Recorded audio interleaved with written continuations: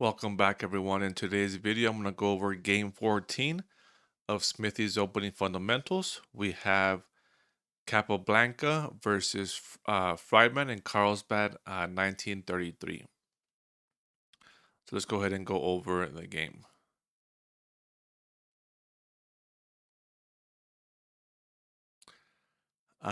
Here, SmithyQ comments, Black starts attacking without finishing his development against one of the most dominant world champions in history. Goes about as well as you'd expect. So let's go ahead and go over the game. D4, knight f6. C4, in terms of development, this may be seen as an unnecessary pawn move. In terms of controlling the center, though, this helps white secure important central territory. As such, it is a fine move. Okay.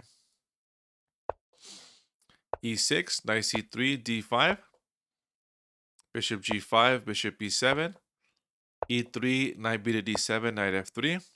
So far, both sides have followed the principles, developing with virtually every move. C6, this is an old-fashioned passive way of playing. Black simply reinforces his center. Compared to white c4, this is less useful.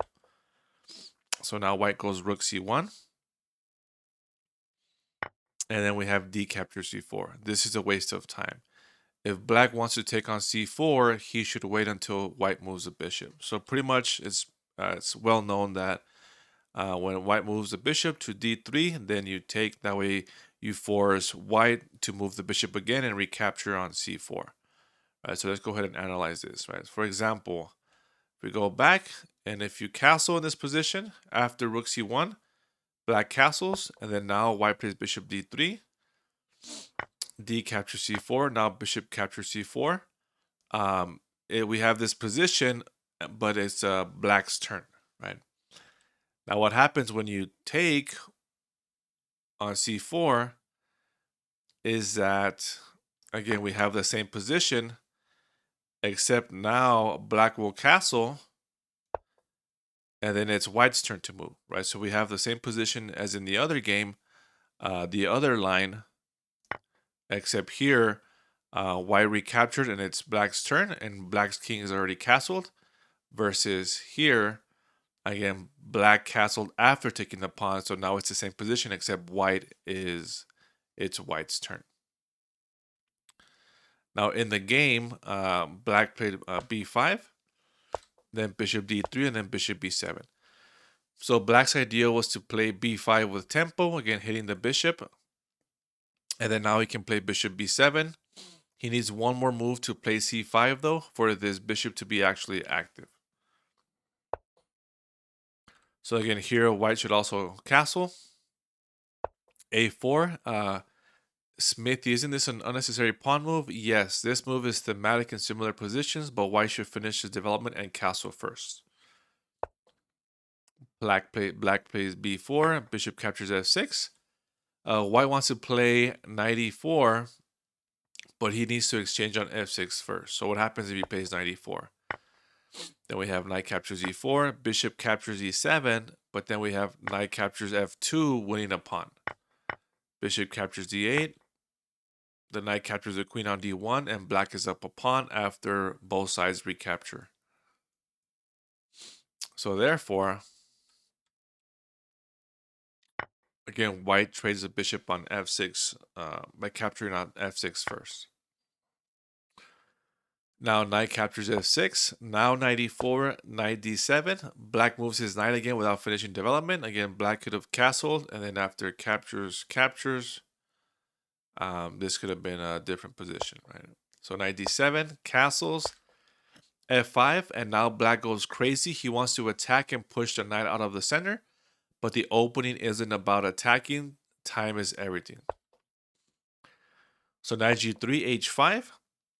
Black is committed to his attack at least, but again, this is a wrong idea. Queen b3. White develops his last piece and hits the weak e6 pawn. His plan should be how to take advantage of black's king in the center. Rook h6. Black is forced to defend this strange move. And then now here comes the sacrifice. Bishop captures f5. White is fully developed, so he sacrifices to open the position, simply by open the position. E captures f5, knight captures f5. White has 2 pawns for the piece, but more importantly, black's king is open and white is ready to jump in. Also notice how the knight gains a tempo on the rook.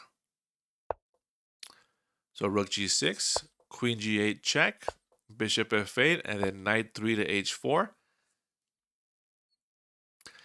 Now the other knight hits to rook. This is why we don't develop the major pieces early, because they can get pushed around. Rook f6. Now here, we have knight captures g7, the kind of the finishing combination for white. Knight captures g7 check, king e7, knight h to f5 check, again deflecting the rook from protecting the square on e6. Rook captures f5, then queen e6 checkmate. Black tried to attack too early, and it was his own king that became the target. So if we back up here, why black could have kept the game going with queen f6. Again, this is a useful sideline here by SmithyQ with comments. This is a useful idea to remember. Black's best move is to give back some material to blunt the attack from white.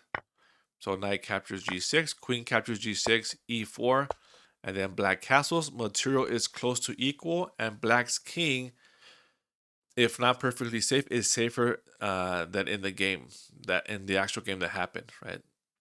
Always remember, if you are up material, you can give some of it back to complete development. But again, this did not happen in the game. Black played rook f6 and fell for a combination here. So again, make sure you like and subscribe. Thank you for watching, and I will see you in the next video.